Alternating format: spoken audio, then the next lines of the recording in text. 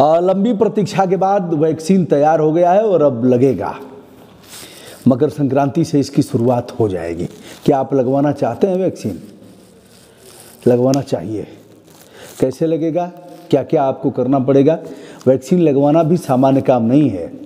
इसके लिए आपको काफ़ी मेहनत करनी पड़ेगी और मेहनत करने के बाद आपका नंबर आएगा। नंबर आने पर आपको बुलाया जाएगा, वैक्सीन लगेगी। वैक्सीन लगने के बाद आधे घंटे तक आप चिकित्सकों की देखरेख में रहेंगे।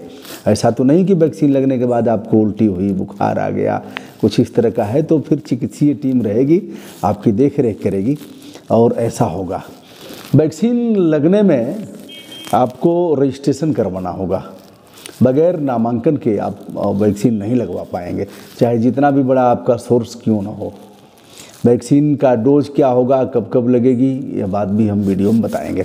दोस्तों, लंबे इंतजार के बाद अब लग रहा है कि वैक्सीन लगेगी तो यह जो वैश्विक महामारी है इससे हम लड़ कर के निजात पाएंगे और यह बीमारी फिर हमारा कुछ नहीं कर पाएगी, ऐसा मानना है लोगों का। और अब भारत में लगातार फ्रंट पेज आप देखेंगे तो फ्रंट पेज पर यद्यपि इस वैश्विक महामारी ने एक समय ऐसा था कि सारे पेज पर केवल और केवल इस बारे में ही खबर छपती थी। यह लोग हुए, गाँव में बैरिकेटिंग कर दी जाती थी, गांव के लोग ही गांव के लोगों को घुसने नहीं देते थे। अब वो चीज़ें ख़त्म हो गई हैं और कहीं नहीं देखा जा रहा है कि बहुत गंभीर हैं लोग बहुलता में। जैसा कि मैं देखता हूं, बाहर निकलता हूं तो 70% लोगों को मैं देखता हूं कि वह इसके प्रति कदापि गंभीरता नहीं बरत रहे हैं। दिल्ली जैसे जगहों पर जहां 2000 रुपये जुर्माना का प्रावधान किया गया है, वहाँ लोग डर के मारे, कई लोगों को मैंने देखा, एक मीरा जी हैं, उन्होंने लगाया था मास्क, तो लिखा था उस पर कि कोरोना से नहीं, पुलिस के डर से मास्क लगाओ। यानी जुर्माना लगेगा 200 रुपये, 2000 रुपये काटे जाएंगे। ऐसे दिल्ली में यह प्रचलन में है, इसलिए लोग मास्क लगा रहे हैं। डर भी है और लोगों में जागरूकता भी आई है।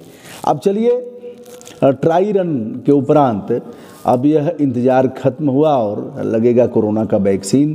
पंजीयन होगा और पंजीयन के बाद ही लगेगा। अभी जो कोविन ऐप पर पंजीयन हुआ है वह स्वास्थ्य विभाग के जो कर्मचारी हैं, अधिकारी हैं, जो इससे जुड़े हुए जो आवश्यक सेवाएं जिन्होंने दिया उनको लगना है। इनकी संख्या लगभग 3 करोड़ बताई जा रही है। इनको लगने के उपरांत फिर आम आदमी के पास से आएगा। आम आदमी में किसको लगेगा? जिनको गंभीर बीमारियां हैं और जिनका एज 50 से ऊपर हो गया है, उनको यह वैक्सीन लगेगा। प्राथमिकता के आधार पर पूरा डोज लगेगा। अब जब रजिस्ट्रेशन होगा कोविन ऐप पर तो उसके बाद उसमें आपका मोबाइल नंबर होगा, पूरा डाटा फीड होगा, समय समय पर उसकी देखरेख होगी, समय समय पर उसकी जानकारियां दी जाएंगी। और फिर क्या होगा कि जैसे ही आपका नंबर आएगा आपको बुलाया जाएगा कि आइए भैया आप इस स्वास्थ्य केंद्र पर यहाँ आ जाइए और आपको वैक्सीन लगेगा। तो दोस्तों, यह रहा वैक्सीन लगाने का। किंतु अभी जो वैक्सीन जिन्हें लगना है वह स्वास्थ्य सेवाओं से जुड़े हुए लोग हैं, जिन्हें इसकी खुराक दी जाएगी। और कोविन ऐप पर उन लोगों ने अपना करवा लिया है रजिस्ट्रेशन। तत्पश्चात रजिस्ट्रेशन भारत सरकार की गाइडलाइन, अगली गाइडलाइन जो आने वाली है उसमें, किंतु कौन कौन से प्रमाण पत्र आपको चाहिए जिसके आधार पर आपका पंजीयन होगा। यदि वे प्रमाण पत्र नहीं होंगे तो आपका रजिस्ट्रेशन नहीं हो पाएगा। वे प्रमाण पत्र हैं मतदाता पहचान पत्र, जो वोटर आईडी कार्ड होता है, जिसको लेकर के आप पहले रखते थे, अब तो अनेकानेक इस तरह के कार्ड हो गए हैं। आपके पहचान पत्र हैं जिसके आधार पर आप मतदान कर लेते हैं। तो पहला है मतदाता पहचान पत्र, आधार कार्ड है, डीएल है, ड्राइविंग लाइसेंस, वाहन चालक होने का प्रमाण पत्र, बैंक का पासबुक है। और इस तरह से अगर आप कहीं काम कर रहे हैं किसी मिल फैक्ट्री में, उसका भी है। मनरेगा श्रमिक का कार्ड है, और भी श्रमिक के जो कार्ड हैं, श्रमिक हितों का संरक्षण करने वाले जो किसी राजपत्रित अधिकारी द्वारा दिए गए हैं, वह कार्ड भी मान्य होंगे। इस आधार पर ही आपका पंजीयन होगा और समय समय पर आपको बुलाया जाएगा। जब भी आपकी इस इंजेक्शन के बारे में बताया गया है कि प्रतिरोधी तंत्र आपका विकसित होगा और यह बीमारी नहीं आएगी। अब सवाल एक और खड़ा होता है कि जो लोग संक्रमित हैं क्या उन्हें इसका डोज दिया जाएगा, इसके टीके लगाए जाएंगे? इसका उत्तर है ना। यानी जब वह इस बीमारी से उबर जाएंगे, संक्रमण से जब बाहर आ जाएंगे, तब इनको टीके लगेंगे। अब टीके लगवाएं या ना लगवाएं, अभी एक पूर्व सीएम ने कहा कि हम टीके नहीं लगवाएंगे।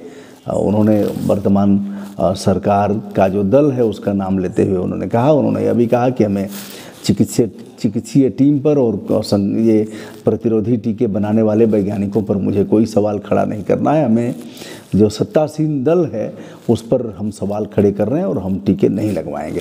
अब सवाल खड़ा होता है कि राष्ट्रीय महामारी अधिनियम 1897 के जो विहित प्रावधान है उसके तहत यह है कि अगर हम किसी को भड़काते हैं और हम इस कोरोना संक्रमण के बारे में यह बताते हैं कि यह है, तो उसके ऊपर कार्रवाई की जाएगी।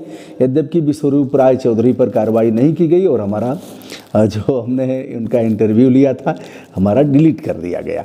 बताया गया यूट्यूब की तरफ से कि आप यूट्यूब की जो गाइडलाइन है उसको आपने फॉलो नहीं किया है, आपने मानक का उल्लंघन किया है, इसलिए आपका यह वीडियो डिलीट कर दिया जाता है और आगे से आपको चेतावनी दी जाती है कि यदि आप ऐसा ही करेंगे तो आपका चैनल 1 सप्ताह के लिए प्रतिबंध लगा दिया जाएगा, नहीं आप कोई वीडियो लोड कर पाएंगे और नहीं उसका प्रदर्शन कर पाएंगे। तो भैया हमारा कर दिया और देखिए, तो यह है। अब पूर्व मुख्यमंत्री ने कहा कि भाई हम तो नहीं लगवाएंगे।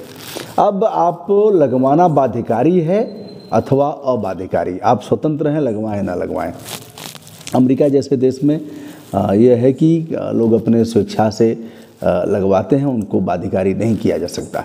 यहाँ भी आपको बाध्य नहीं किया जा सकता कि आप टीके लगवाएं, किंतु भारत सरकार का और हमारे वैज्ञानिकों का यह कहना है कि भाई टीके से प्रतिरोधी तंत्र विकसित होगा और टीका लगवाना चाहिए।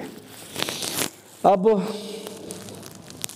एक सवाल और खड़ा होता है कि टीके जो लगेंगे वैक्सीन वह फ्री में होगा अथवा निःशुल्क होगा। इस बारे में अभी भारत सरकार की कोई गाइडलाइन नहीं आई है, विचार चल रहा होगा। किंतु जैसा कि आपने देखा बिहार के इलेक्शन में मेरा भी जाना हुआ और वहाँ घोषणा पत्र में था कि यदि हमारी सरकार पुनः बनती है तो हम फ्री ऑफ कास्ट वैक्सीन लगवाएंगे, यह भी एक था। तो इसका मतलब कि बिहार में तो फ्री ऑफ कास्ट वैक्सीन लगेगी, लेकिन उत्तर प्रदेश में क्या होगा, अन्य राज्यों में क्या होगा, अभी कहना काफ़ी मुश्किल है। वैक्सीन यदि लगेगी तो उसका रेट क्या होगा, एक डोज का कितना होगा, अगले डोज का कितना होगा, यह अभी बात छन करके नहीं आई है। लेकिन आशा करता हूं कि शीघ्र ही इस बात में गाइडलाइन जारी होगी और बताया जाएगा। हो सकता है कि हमारे प्रधानमंत्री जी आएँ और कहें, 8 बजे शाम को आएंगे और कहेंगे बहनों भाइयों ये टीके लगवाना अनिवार्य है और इसका ऐसे बताएंगे, या फिर ठीक है जो भी होगा। लेकिन भाई अब मैं भी विचार कर रहा हूँ कि टीके तो लगवाना ही चाहिए, टीके से कोई दिक्कत नहीं होगी। वैसे और भी सवाल खड़े किए जा रहे हैं कि कुछ जीव जंतुओं की हत्या करके और कैसे कैसे टीकों का निर्माण किया गया है। तो पहला तो यह है कि किसी जीव जंतु पर ही इसका होता है। पहले इसके शिकार चूहे होते हैं, बेचारे चूहों पर इसका परीक्षण होता है, तमाम जीवों पर होता है, बंदर पर होता है, गाय पर होता है, घोड़े पर होता है। उनको मार करके प्रतिरोधी टीके बनवाए जाते हैं। क्या होता है आप सभी विज्ञ हैं और समय समय पर तमाम देखते रहे हैं। लेकिन इन टीकों का निर्माण भी वैसे ही हुआ होगा, लेकिन मनुष्य को बचाने के लिए ऐसा हुआ होगा। तो मैं नहीं कह सकता, लेकिन टीके तो लगवाना चाहिए। मैं भी इस बात का पक्षधर हूँ कि टीके हर हालत में टीके लगवाए जाने चाहिए।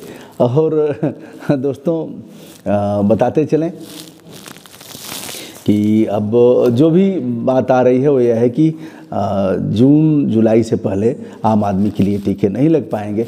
जो भी होगा आगे हम बताते रहेंगे और आप हमारा वीडियो देखते हैं, हमारा हौसला भी बढ़ाते हैं।